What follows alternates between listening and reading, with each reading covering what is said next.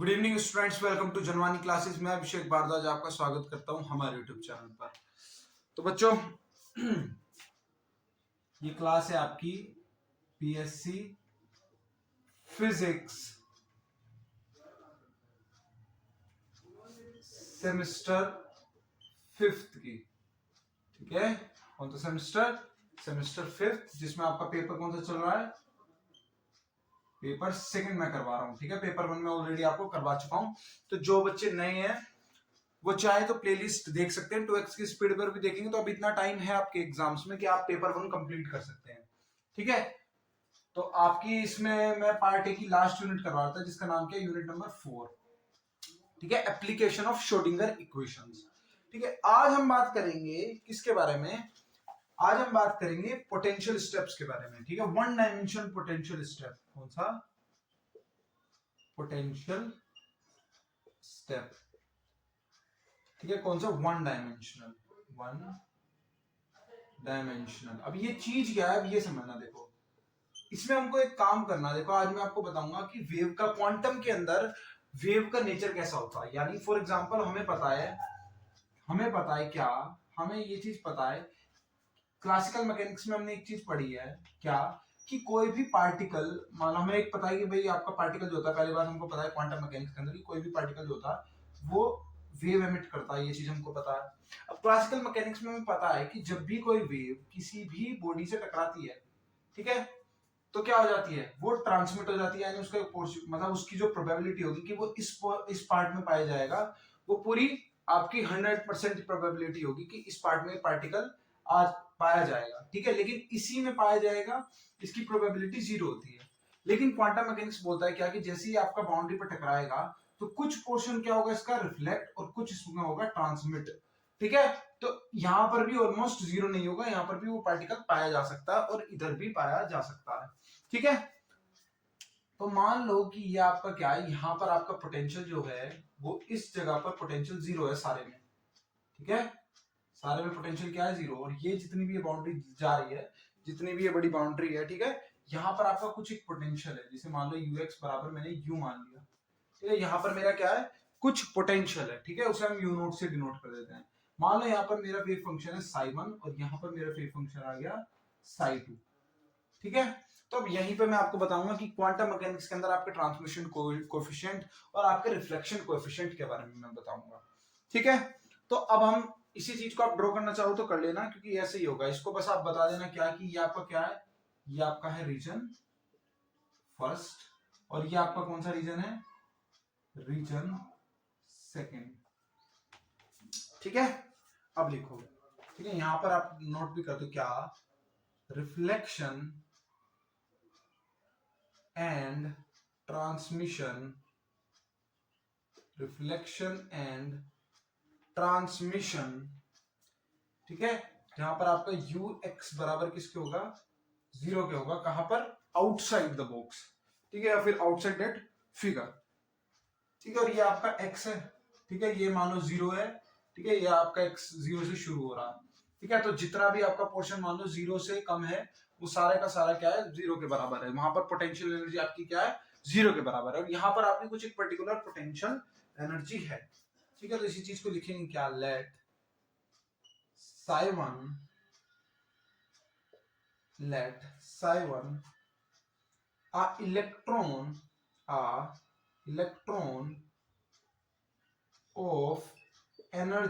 electron of energy E moves from left towards right, जैसे कि मैंने अपने डायग्राम में भी आपको शो करा है कि भाई लेफ्ट से वो किधर जा रहा है? राइट की तरफ जा रहा है। ठीक है, अलोंग पॉजिटिव एक्स एक्सिस। ठीक है, अब ये कंडीशन है आपकी, जब आपकी इस जो इलेक्ट्रॉन है, इसकी जो एनर्जी होगी वो इस म्यू नोट से, यू नोट से ज्यादा होगी, आपकी पोटेंशियल एनर्जी से ज्यादा होगी। ठीक है, कंडीशन याद रखना, बस इस कंडीशन को आपको अच्छे से याद रखना है। ठीक है, ठीक है, कंडीशन आपको क्या करनी है? याद रखनी है क्या, कि अगर आपकी एनर्जी जो है वो लेसर देन होगी किससे? पोटेंशियल एनर्जी से, ठीक है। देन क्लासिकल पार्टिकल की बात करेंगे, classically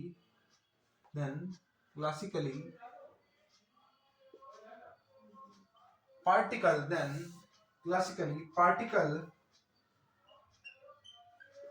can not enter to the region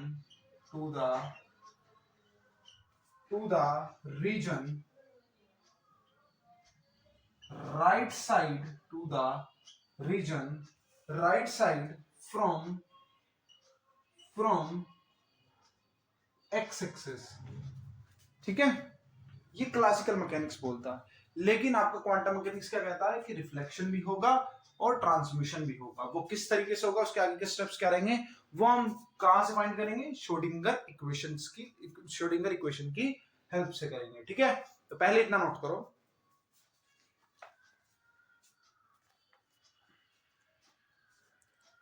अब हम श्रोडिंगर इक्वेशन की हेल्प लेंगे। तो हमारे पास श्रोडिंगर इक्वेशन क्या होती है, तो जो बच्चे नए हैं वो श्रोडिंगर वाली देख कर आना।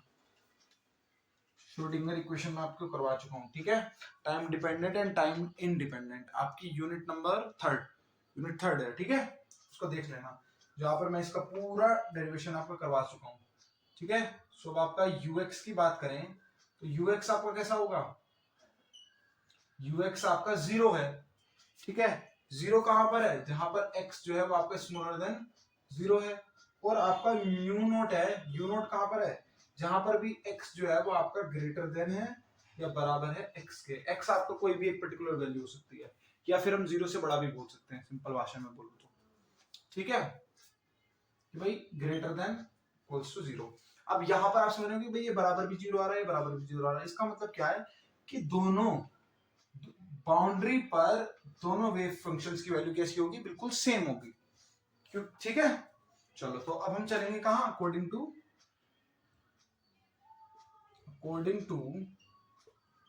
श्रोडिंगर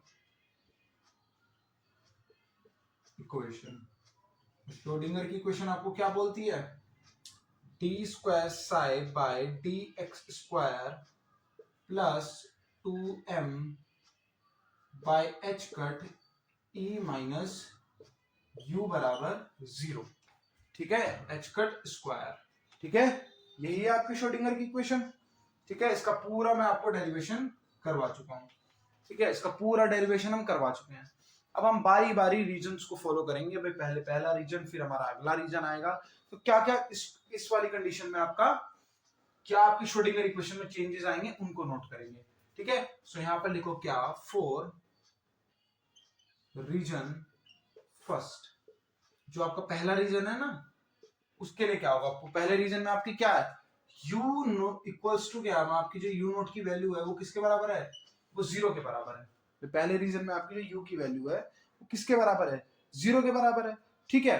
और आपका साई क्या है, वहां पर आपका साई क्या है, आपका साई जो है वो साई 1 से डिनोट कर रखा है मैंने, है ना, साई जो है वो मैंने साई नोट से डिनोट कर रखा है। तो इस इक्वेशन में उस हिसाब से क्या क्या चेंजेस आ जाएंगे उसको लिखते हैं, क्या, D square psi 1 by D X square plus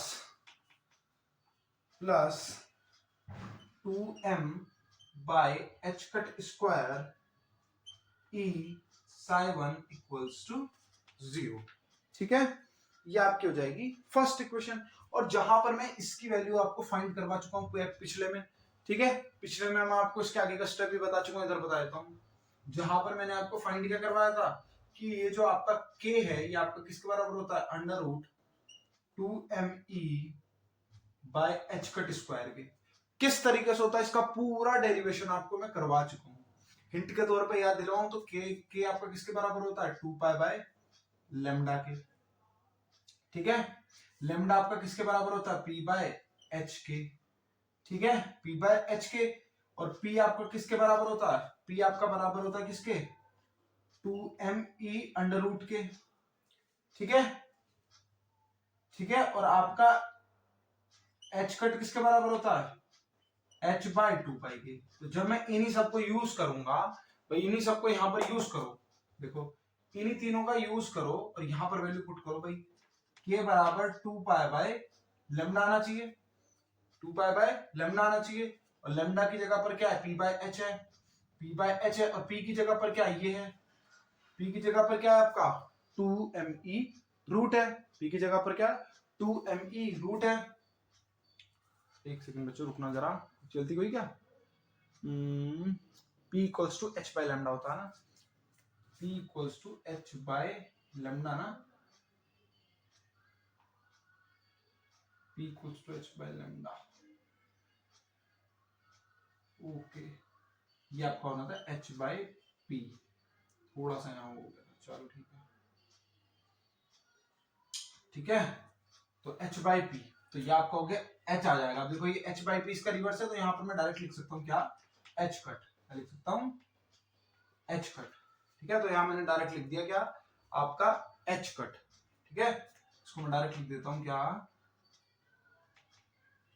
h cut, ठीक है। फिर आना था आपका p जो मल्टीप्लाई में आ जाता है, जिसकी जगह पर आ जाता रूट 2me, रूट 2me, ठीक है, देखो आ गया ना, आ गया, ठीक है, और सॉरी डिवाइड में आना था ना एच कट, तो एच कट आना था आपका डिवाइड में, ठीक है। आप इसमें स्क्वायर लेंगे तो देखो यही वही चीज आ जाएगी, इसको स्क्वायर से निकालेंगे तो वही चीज आ जाएगी। तो इसकी जगह पर मैं आपका रिप्लेस क्या कर सकता हूँ, के स्क्वायर को रिप्लेस कर सकता हूँ, क्योंकि अगर मैं के स्क्वायर करूंगा तो वो मेरा इसी चीज के तो बराबर होगा, यही तो आएगा मेरा के स्क्वायर, ठीक है। ये पूरी डेरिवेशन मैंने आपको अच्छे से करवाई थी, इसलिए मैंने आज शॉर्ट में करवाई है, ठीक है। तो जो बच्चे नए हैं एक बार इस पूरी डेरिवेशन को लास्ट क्लास में बिल्कुल देख कर आए, ठीक है। ये मेरे पास आ गई एक वैल्यू निकल कर, और इसी का मैं यूज करूंगा, आगे नहीं बताने का, ठीक है, क्योंकि मैंने अब 2 बार करवा दिया इसका डेरिवेशन। चलो नोट करो इतना, चलो आगे।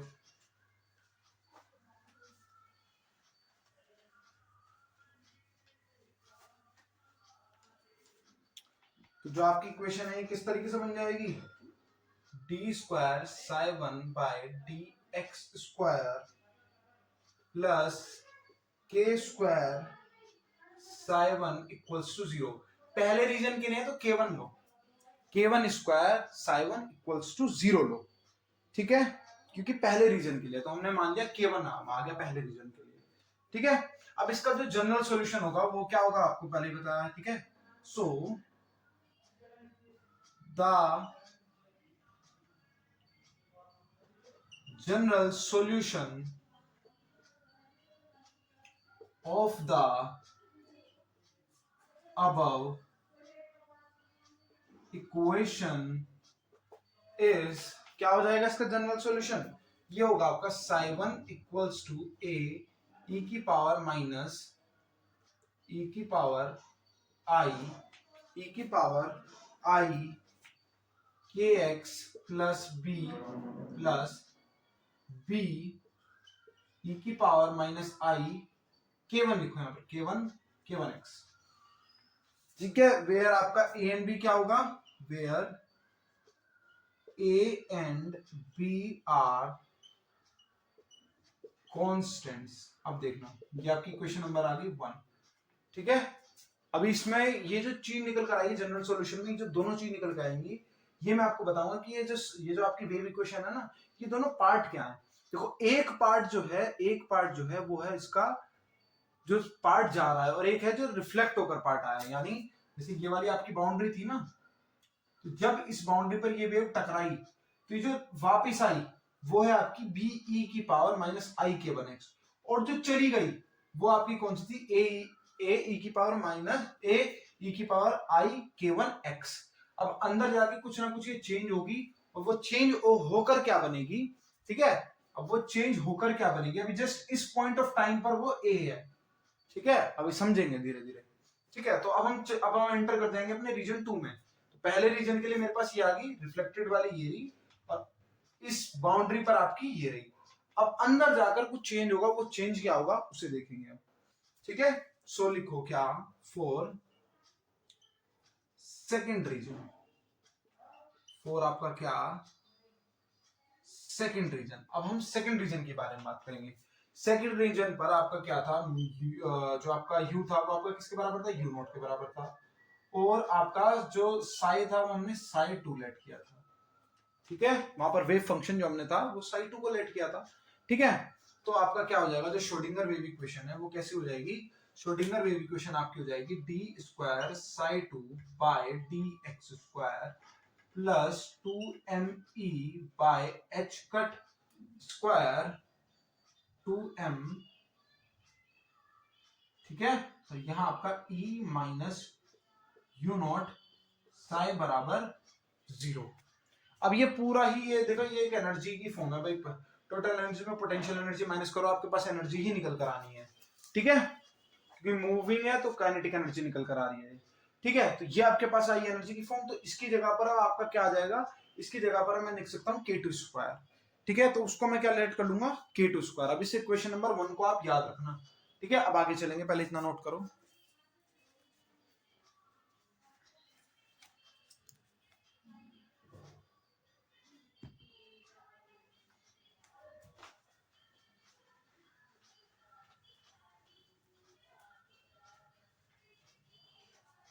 ठीक है, अब देखना।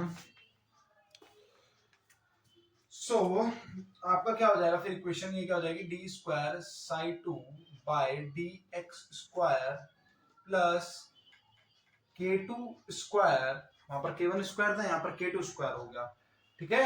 k2 square Sai equals to 0। इसका जनरल सॉल्यूशन क्या होगा, the general solution of above equation is, अब इसका जनरल सॉल्यूशन क्या होगा आपका, साई 2 बराबर, अब ए बी, अब यहां पर हम करेंगे क्या, सी ई की पावर आई k2x प्लस डी ई की पावर माइनस आई k2x, ये आपका आएगा। यानी ये वाला जो आपका पोर्शन था, यहां पर वेव गई, ये रिफ्लेक्ट वाली आपकी b e की पावर माइनस आई k1x थी, अंदर अब गई, तो अब अंदर आपकी क्या हो जाएगी, c e की पावर आई k2x, ठीक है। और इस पॉइंट पर आपकी थी a, तो ये आप मान लो कि जा कौन सी गई, कौन सी है आपकी a e की पावर माइनस आई kx। अब ये जो d वाला पोर्शन है ये हो जाएगा आपका 0, क्योंकि जब आप यहाँ पर बाउंड्री कंडीशन, चलो वो हम बाद में बात करेंगे क्यों 0 होगा, अभी कांस्टेंट्स की वैल्यू निकालेंगे हम अलग से, ठीक है। उस चीज को अभी एक सिंगल छोड़ दो, where C and D are constants, ठीक है, जहां पर आपके C और D क्या है, कांस्टेंट्स हैं। अब आपको क्या चाहिए, अब हमें इन C D A B इन सब की क्या चाहिए, इन सब की हम वैल्यूज निकालेंगे। वैल्यूज कैसे निकालेंगे, जब हम बाउंड्रीज कंडीशन को अप्लाई करेंगे, जब हम बाउंड्री कंडीशंस को क्या करेंगे, अप्लाई करेंगे, ठीक है। अब देखो क्या होगा, जब आप बाउंड्री कंडीशन को अप्लाई करोगे, देखो यहाँ पर कोई बाउंड्री है, ये तो चला ही जा रहा है, यहाँ पर कोई बाउंड्री ही नहीं है। जब यहाँ पर कोई बाउंड्री नहीं है तो इसका मतलब लाइट ना तो रिफ्लेक्ट होगी ना ट्रांसमिट होगी, जो अपने स्ट्रेट चलती चली जाएगी वेव जो है। तो जब चलती चली जाएगी तो ये तो एक्स्ट्रा फंक्शन आ रहा है ना, फिर तो इसका मतलब ये एक्स्ट्रा फंक्शन है। इसका मतलब ये जो साई 2 है, ठीक है, जब हम बाउंड्री कंडीशन को अप्लाई करेंगे, ऑन अप्लाइंग बाउंड्री कंडीशंस, जब मैंने बाउंड्री कंडीशन को अप्लाई कर दिया तो देखना, पहली बात तो एक चीज देखना, कुछ चीजें होंगी बाउंड्री कंडीशन को अप्लाई करने के लिए। देखना, जो मेरा साई 2 है वो तो मेरा क्या हो जाएगा, सिर्फ सी ई की पावर आई k2x। दूसरी चीज बाउंड्री कंडीशन देख रहे हैं तो हम x इक्वल्स टू 0 को देखेंगे। अब इस x इक्वल्स टू 0 पे आपका क्या हो रहा है, एट x इक्वल्स टू 0 मेरा क्या हो रहा है कि जो मेरा साई 1 है वो मेरा साई 2 के बराबर है, एट x इक्वल्स टू 0, ठीक है। सो एट x इक्वल्स टू 0 मेरा क्या है, साई 1 बराबर मेरा किसके है, साई 2 के बराबर है, ठीक है। और इनके डेरिवेटिव्स भी, तो यहां पर आप लिख दो इसके आगे, एंड ऑल्सो डेरिवेटिव्स, ठीक है। यानी D psi 1 by D X equals to D psi 2 by D X, ठीक है। ये भी एक दूसरे के क्या है, बराबर, कहां पे, एट एक्स इक्वल्स टू 0 ही। ये सारी बात आपकी at equals to at X बराबर 0 के ही चल रही है, ठीक है। और कोई बाउंड्री है नहीं आगे, ठीक है। इतना नोट करो पहले, ठीक है। अब इसको मान लो आप इसको ए इक्वेशन मान लो, इसको बी मान लो, और इसको मानेंगे हम क्या, सी। इक्वेशन नंबर 1 हमारे पास पहली थी जहां पर हमारी साई 1 की वैल्यू आ रही थी, ठीक है। साई 2 की हम निकाल चुके हैं, ठीक है। चलो इतना नोट करो, ठीक है। So from equation B, from equation A B and 1, अब जब मैं ए बी और 1 को अप्लाई करूंगा, ठीक है, कहां पर, एट एक्स इक्वल्स टू 0, तो एक्स इक्वल्स टू 0 पुट करूंगा, तो ये मेरा क्या हो जाएगा भाई, e की पावर 0, वो क्या होता है 1, तो आ जाएगी सी। सिमिलरली एक्स इक्वल्स टू 0 मैं साई 1 पे अप्लाई करूंगा, तो मेरे क्या आएंगे, सिर्फ ए बचेगा और बी बचेगा इक्वेशन नंबर 1 में, ठीक है। सो क्या आ जाएगा आपका, अगर मैं कौन से वाली अप्लाई करूंगा, एट एक्स इक्वल्स टू 0 वाली अप्लाई करूंगा, कहां पर, अगर मैं अप्लाई करूंगा कौन सी, एट एक्स बराबर 0, जहां पर मेरा साई 1 बराबर साई 2 है, ठीक है। यानी किसके लिए मैं अप्लाई कर रहा हूं कि ए ई की पावर आई के 1 एक्स प्लस बी ई की पावर माइनस आई के 1 एक्स बराबर सी ई की पावर आई के 2 एक्स। तो जब यहां पर मैं x बराबर 0 के लिए अप्लाई कर रहा हूं, तो देखो 0 से मल्टीप्लाई होगी, e की पावर क्या बन जाएगी 0, और किसी भी चीज की पावर 0 क्या होता है, 1 के बराबर होता है, तो आपका क्या आ जाएगा से a प्लस बी बराबर c के। ये मेरे पास एक इक्वेशन आ जाएगी क्या, a प्लस बी बराबर c के। अब मैं यहीं पे इसका डेरिवेटिव वाली चीज लूं, यानी वो वाली चीज लूं, मैं एट x बराबर 0 पे क्या लेता मैं, D psi 1 by D X equals to D psi 2 by D X, ये वाली कंडीशन लो, तब क्या होगा देखना, तब मेरा क्या होगा, तब मैं इसी चीज का x के रिस्पेक्ट में डिफरेंशिएशन करवाऊंगा, ठीक है। x के पहले डिफरेंशिएशन करवाऊंगा, उसके बाद x बराबर 0 पुट करूंगा, तो पहले डिफरेंशिएशन करवाते हैं। तो पहले अगर मैं डिफरेंशिएशन करवाऊंगा तो मेरे पास क्या आ जाएगा, a, अब इसका डिफरेंशियल भाई e की पावर x तो ऐसे ही रहेगा, फिर ऊपर वाला जो पोर्शन होता है उसका डिफरेंशिएशन हो जाएगा, तो क्या आ जाएगा i k1 और e की पावर i k1 x, इसी तरीके से b i k1 और e की power i k1 x minus i k1, यहां पर भी माइनस का साइन आ जाएगा, ठीक है, क्योंकि माइनस है तो ये माइनस आ जाएगा। इसी तरीके से आपका क्या, c i k2 e की पावर i k2 x। अब आप पुट करेंगे, अब डिफरेंशिएशन हो गया, अब x बराबर 0 पुट करोगे तो ये 1 हो जाएगा, ये भी 1 हो जाएगा और ये भी 1 हो जाएगा, यानी और i से आपका i कॉमन आ जाएगा, तो सारा i कैंसिल आउट हो जाएंगे, यानी आपका क्या आ जाएगा, सिंपल बचेगा यहाँ पर a k1 minus b k1 equals to c k2।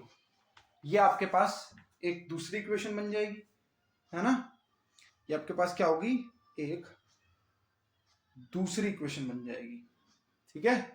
ये आपके पास एक दूसरी इक्वेशन बन जाएगी, इसको अगर आप दूसरी उसमें लिखेंगे तो आपके पास k1 कॉमन ले सकते हो आप, तो a माइनस बी बराबर c k2 बन जाएगा, यहां से आपका a minus B equals to c k2 by k1 आ जाएगा। ये आपका आ गई एक इक्वेशन। अब देखो ये आपकी इक्वेशन नंबर सेकंड और इक्वेशन नंबर थर्ड, ये दो इक्वेशन आपके पास आ चुकी है। यहाँ पर आपके पास एक क्या है, a प्लस बी है, एक आपके पास क्या है, a माइनस बी है। तो क्या आप यहां से वैल्यू निकाल सकते हो, फॉर एग्जांपल अगर मैं इन दोनों को ऐड कर दूं तो मेरे पास क्या, देखो b कैंसिल आउट हो जाएगा, a और c में एक रिलेशन निकल कर आ सकता है, पहले इतना नोट करो, ठीक है। चलो फिर वही चीज करेंगे। अब देखो यहाँ पर आपका a प्लस बी है और यहाँ पर आपका क्या है, a माइनस बी है, समझ रहे हो। अब आपके दो तरीके हैं इन्हें सोल्व करने के भाई, अगर आपको a और b में रिलेशन निकालना है तो देखो ये दोनों ही c के बराबर है, ठीक है। इस k2 को इधर डिवाइड में ले जाओगे तो दोनों ही आपका क्या है, c के बराबर आ जाएंगे। तो एक तरीका तो भाई, एक तो आपकी इक्वेशन नंबर थर्ड ये आ गई, एक यहीं से आपकी एक और इक्वेशन निकल सकती है जिसको मैं डिनोट कर सकता हूं क्या, k1 by k2 a minus B बराबर c के। तो एक इक्वेशन आपकी ये भी आएगी, इक्वेशन नंबर 4। अब इन तीनों इक्वेशन से मैं दो रिलेशन ड्राइव कर सकता हूं, पहला क्या, ए और बी का आपस में ही, या फिर ए का सी के साथ, ठीक है। अब मैं क्यों बोल रहा हूं ए का सी के साथ, क्योंकि ए आपकी क्या है, ए आपकी इंसिडेंट रे है और सी आपकी क्या है, सी आपकी है रिफ्लेक्टेड रे, सी आपकी क्या है, सॉरी ट्रांसमिटेड रे। और आपको पता है रिफ्लेक्टेड रे और आपकी ट्रांसमिटेड रे के बीच में ही क्या आ जाता है, कोएफिशिएंट ऑफ ट्रांसमिशन आता है, इसी वजह से मैं ए ले रहा हूं, ठीक है, ठीक है। तो चलो अब करेंगे आगे हम। सो जब मैं using equation second and third करूंगा तो देखो मेरे पास क्या आएगा,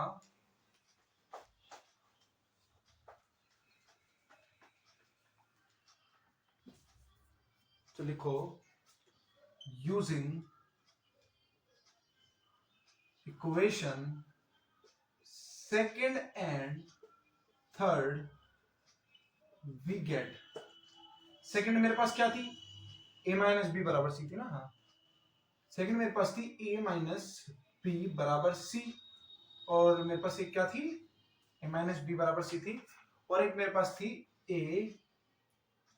a माइनस था ना पक्का। हाँ, एक से मैं चेक कर लेता हूँ, मैं भूल गया था। हाँ, a प्लस बी बराबर सी थी, और a माइनस बी बराबर k2 बाई k1 सी आया। तो अब इन दोनों को मैं क्या कर रहा हूँ, ऐड कर रहा हूँ। तो देखो मैंने इन दोनों को क्या करा, ऐड करा। तो ऐड करूंगा तो ये कैंसिल आउट हो जाएगा, 2a आ जाएगा बराबर क्या आ जाएगा, c plus k2 by k1 c, यानी 2a बराबर c कॉमन ले लो, क्या आ जाएगा आपका k1 plus k2 by k1, ये आ जाएगा। और यहां से आपका क्या आ जाएगा भैया, अगर आप ध्यान से देखोगे तो आपका आ जाएगा c बाई ए बराबर 2k1 by k1 plus k2, ये आपके पास आ जाएगा। ठीक है, ये आपके पास बराबर आ जाएगा। ठीक है, और मैं लिख सकता हूं क्या, ठीक है, ये आपके पास बराबर आ जाएगा। इसी को मैं थोड़ा सा लिख सकता हूं क्या, ये आपका आ जाएगा t के बराबर, इसे यही लिख दो, t equals to this, where आपका t क्या है, वेयर आपका t क्या है, t इज द ट्रांसमिशन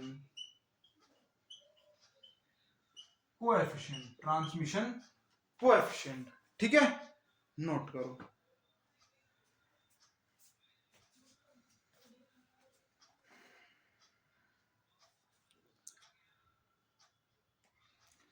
ठीक है, अब देखो, अब मैं इनको, अभी तक मैंने ऐड करा था, अब मैंने इन दोनों को ऐड ना करके इन दोनों इक्वेशंस को क्या कर देना था, अगर मान लो मैं इन दोनों इक्वेशंस को बराबर पुट कर देता, जैसे ये तो है ही a प्लस बी, इसको मैंने अभी आपको बताया कैसे करता, a माइनस बी और k1 बाई k2 बराबर किसको हो जाता, c के, दोनों ही किसके बराबर है, c के। तो इन दोनों को मैं कैसे कर सकता हूँ, इक्वल पुट कर सकता हूँ।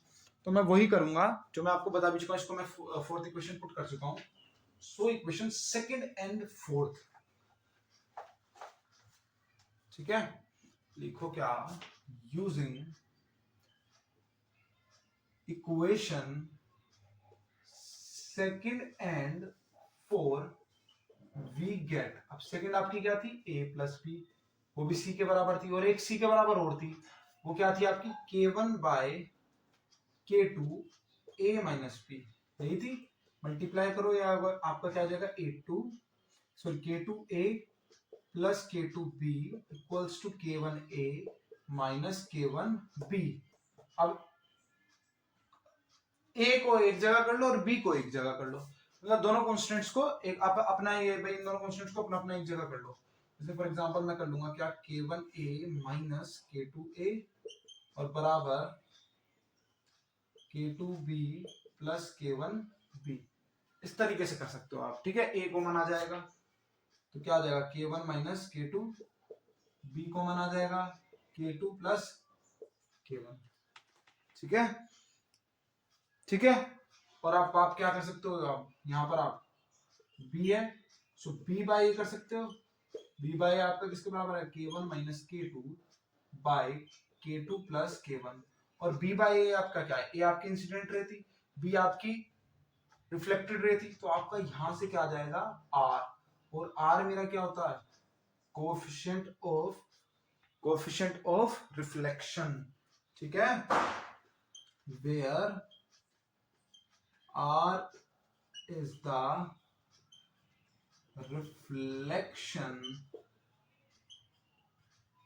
coefficient।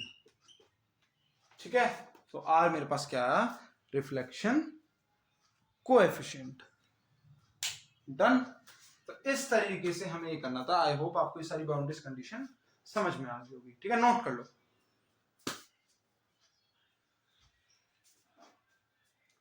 ठीक है, तो इस चैप्टर में मेनली ये दो चीजें इंपॉर्टेंट थी। एक और मुझे लग रहा है ये, मतलब एक और आपका इंपॉर्टेंट टॉपिक है, उसको और मैं करवा दूंगा। ठीक है, और फिर हम आपके क्या करेंगे, spectroscopy with in maximum 6 classes मैं ट्राई करूंगा कि विद इन 1 वीक आपका कंप्लीट हो जाए, या बल्कि विद इन बोल रहा हूँ, विद इन द सेंस कि उसी के अंदर अंदर कंप्लीट कर दूं।